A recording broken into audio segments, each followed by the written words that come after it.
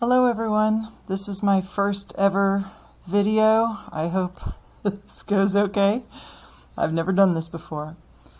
In this video I'm going to show you how to make a measured organizational line drawing, and here are some terms that I'm going to use. So I just want you to have these written down so that you understand them in context. So the only one here that is my own made-up term is garbage bag. You will understand what I'm talking about in a minute. But so first of all, let me show you. This is my subject. So I don't know if you can see that properly.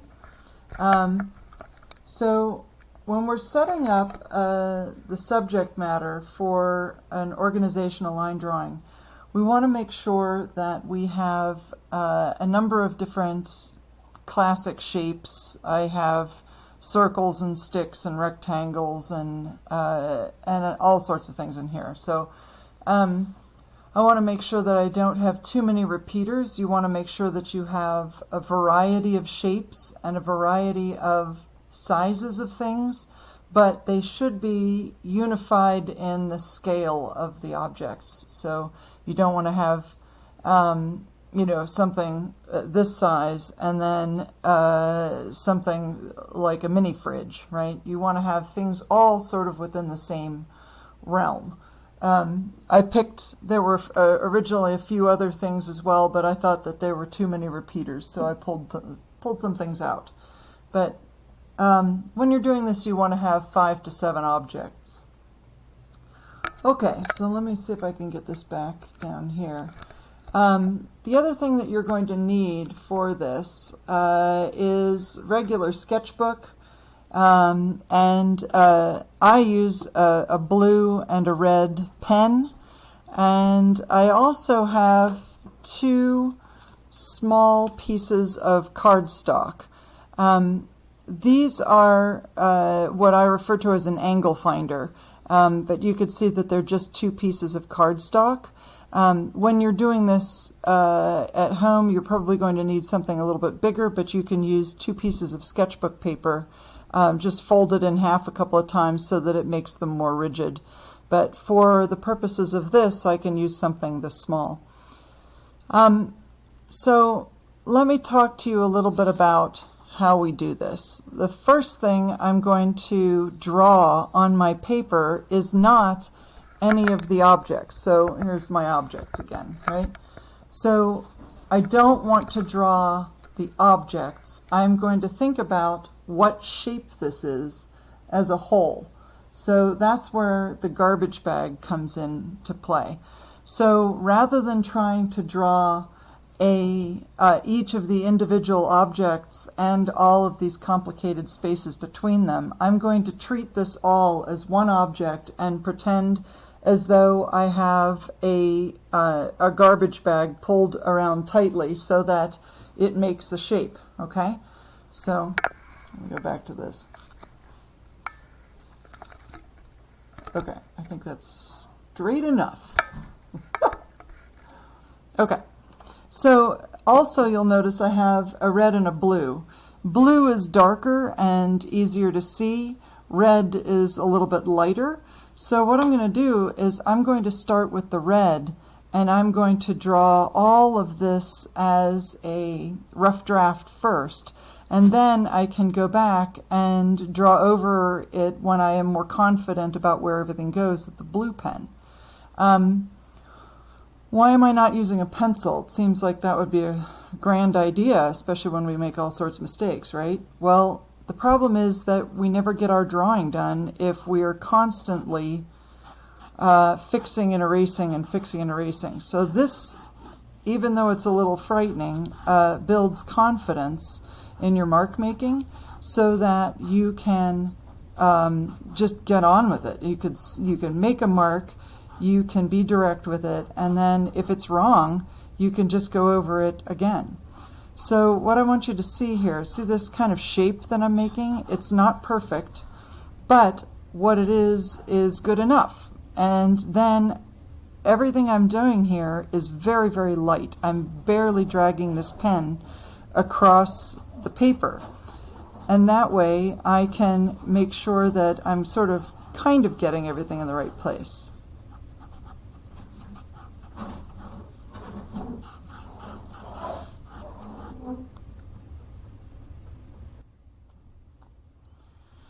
So once I have the general outline, then I can go back and start to put in some individual shapes. And they don't have to be perfect, and they don't have to be exactly in the right place, but they do have to be kind of in the right place. And then you can go back and fix and fix and fix.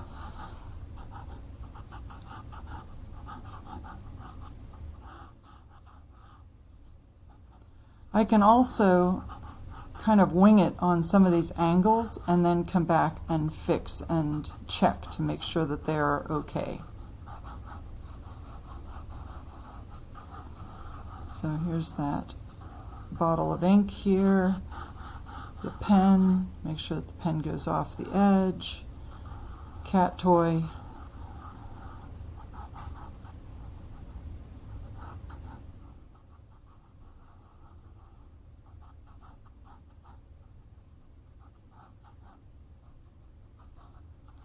Okay, so now we have this generally in the right place. Now, this is called a measured organizational line drawing. Some of us call it a measured line drawing, and some of us call it an organizational line drawing, so I just shoved them together and used both. But what this does is this allows us to check one thing against the other. So when we started with the garbage bag, and then we sort of tried to figure out about what's halfway, about what's between there and there. So let me show you the still life again. And what I can do is I can measure things against one another. So I can say, okay, how tall is this pencil sharpener? Okay, well, how tall is that compared to this? Okay, well, it's almost the same height as this bottle from here to here from where I am. Now, in real life, it's not, but it's closer. So things that are closer appear larger, right? So it's all in the perception of how big things are from where we are. So what I can do is I can say, okay, well, how big is this tape from top to bottom? And how is that compared to this? Okay, so I can find out. You can't see the top of that. So I can say that from where I am, the tape is the same height as this Mod Podge bottle. So I can sort of say this to here, and I can make sure that that's in the right place. I can also drag horizontal lines through, so I can say, okay, well, where is this compared to this? And so say, for instance, the bottom of the cat toy, where is it compared to the tape? And oof, I've made the tape too high. Okay, so is the tape the tape is just a smidge lower than the cat toy, so I can make sure that I drag that down a little bit. So what I'd like to do is I'm going to put this on pause and draw a little bit and then come back to you. So hold, please. Okay, I'm back. I've drawn a few things in, but I have gotten to the point where I'm going to start this ink bottle, and I wanted to show you what I was up to here. So also, I want you to notice, see how I have two here, and I have a couple of here. As I'm drawing, I'm changing and changing and changing to make sure that this thing is correct. I'm not sticking with my first line just because I drew it in pen, and we're not supposed to mess up in pen. I want to make sure that I have everything in the right place. So I just keep moving it as I need to. Okay, so here's the thing. When you have a complicated shape like an ink bottle, it's a really good idea to find the sort of center of it first, and then make all of your shapes around it, because then what you can do is you can make sure that the distance between here and here and here is about the same. You don't have to make it perfect at first. Everything is soft until you get to the blue, right? Because all of this, you won't be able to see all the details of this at all, because you'll have this dark, dark blue in front of it. But this way, I can sort of keep checking everything. Okay, so it's lower than that. Okay, so I think I made that a bit tall. So like that. I also find it helps if you talk to yourself. Okay, so that's this, and then this comes around. The other thing is when I make an ellipse, I have a tendency to drag the shape all the way through my form. You don't have to do that so much with the blue, but it really super helps to get everything in the right place if you pull an ellipse. Let's see here, so then this comes down like that. I also am looking to see exactly how much of the top of this, what is the shape of that? What are you seeing, you know? So you want to make sure that you have the two sides of anything that is a cylinder, to make sure that they're in the same place, make sure the bottoms are in the same place.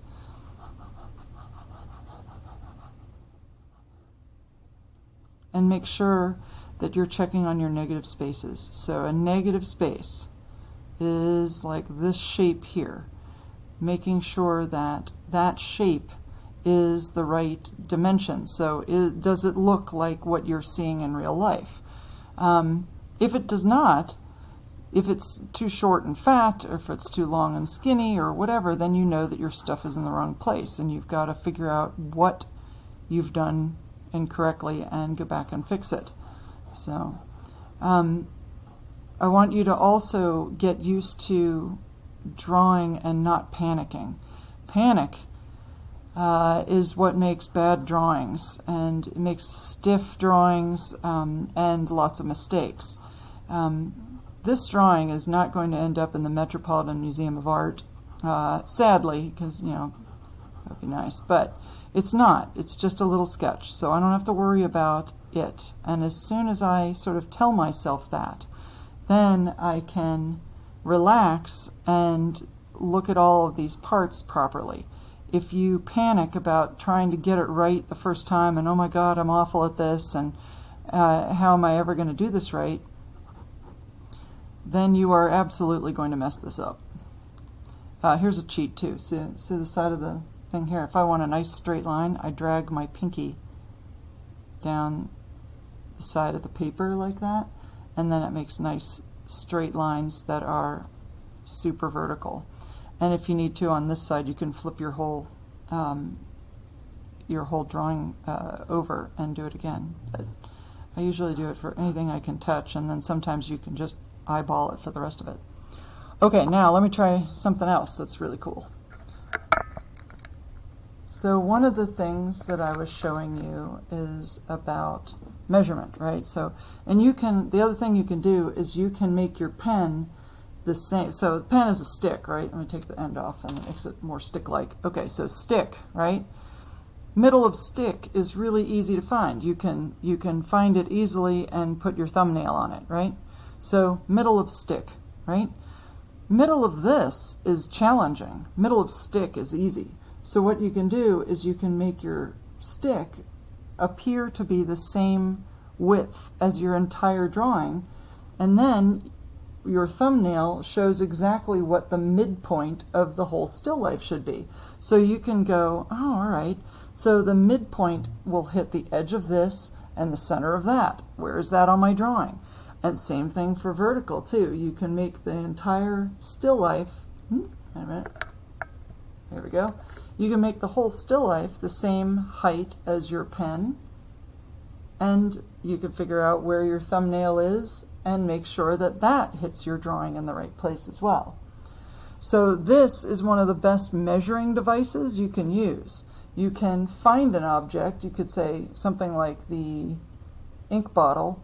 Well, how many ink bottles tall is this? How many ink bottles wide is this, right? So you could sort of figure out your dimensions from there. Now we'll go to those pink pieces of paper. So this is your angle finder. I think this is a little bit in the dark, so there we go. Okay, now it's blinding. You get one or the other. So you'll notice that this has an angle because we are sitting at the corner of the box, right? And this is a different angle, right? So we're seeing a couple of different angles here. And we can, as you saw in my drawing, I'm kind of winging it to make sure that they're in the right place first. But then to make sure that they're really accurate, what you can do is you could put one of these strips on a vertical and one of the strips on your angle. Can you see that? Yeah, like that. So you can make sure that those are correct. You could pinch it together and directly transfer it to here to make sure that it is exactly right on your drawing. And once you have a vertical and once you have a vertical and one of your angles, then you can turn them and you can put it on your two angles, and you can make sure that this one is correct from where you are, because it's all about perception. That thing is a right angle if you look at it from the top, right? But from where we are, it's not. So what I can do is I can pinch this, make sure that it's on that angle, and then I can transfer it and see how close I've gotten on my drawing. I'm going to turn this light out again so you can see the drawing a little easier. Okay, so I'm going to draw a little bit more and then I'll be back again. Okay, I'm back. I have now drawn in everything and I have fixed a few things. You can see my tape is a bit of a hot mess over here. But I want you to be able to see that I've corrected this bottom ellipse and the top ellipse. As things get further down in our field of vision, let me get a circle here. Okay, so if you have a circle like this, it looks like a circle, right? But as you turn it and it becomes more of an ellipse, it flattens out until it gets all the way to be a line, right? And so sometimes you have to measure the distance of the height of this compared to this, and I failed pretty hard on that, and then so I had to go back and fix that. The other thing you have to know is that as they're closer to eye level, they get flatter, and then as they get lower in your field of vision, then you start to see more of the top of the circle, right? So now I'm ready to start with the blue, and I've already got my sort of bones of this in the right place. You'll notice I'm drawing things translucently as well. So even though I can't actually see through this, I am imagining where the box goes. That's a good way to make sure that your box sits properly on the table, but it also allows me to make sure that this line will line up with this line properly, right? So I was sort of sighting it here and imagining where that would end up in the back there. The other thing that you can do before you start, just to make sure that you have everything in the right place, you might still see some of my garbage bag in there, but you can sort of make sure that this relationship is correct and this relationship is correct. Or you can draw one through and make sure that this bottle is the same height compared to that one, because this one is supposed to be taller, and it is, right? Or where does this end up compared to the bottom or the top of the tape and the bottom of the cat toy? Where are they compared to one another? Okay? So then you can start in with the blue. Notice that none of my lines are real tight and perfect. I am loose. No matter what I'm doing here, I'm drawing it loosely and lightly. You can always go back and add a darker, thicker line as needed. But you can make this nice and loose like that.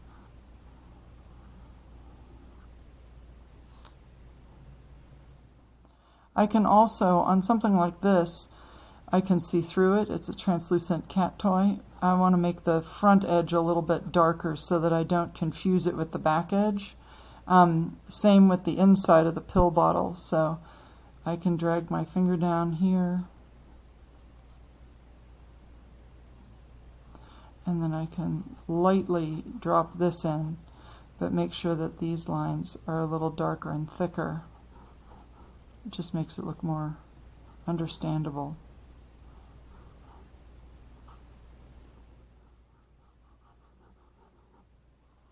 Alright, I'm going to keep working on this and I'll be back again. Okay, so now we have a more finished drawing. I am going back and making some of the front edges of things a little bit darker and thicker so that they read closer or more important, so that the objects look a little bit more three-dimensional and are a little bit more understandable. But I now have all of my actual outlines of the objects drawn in blue pen, so it makes them more stand out, or stand out more. And look at that, we've both survived my first drawing video.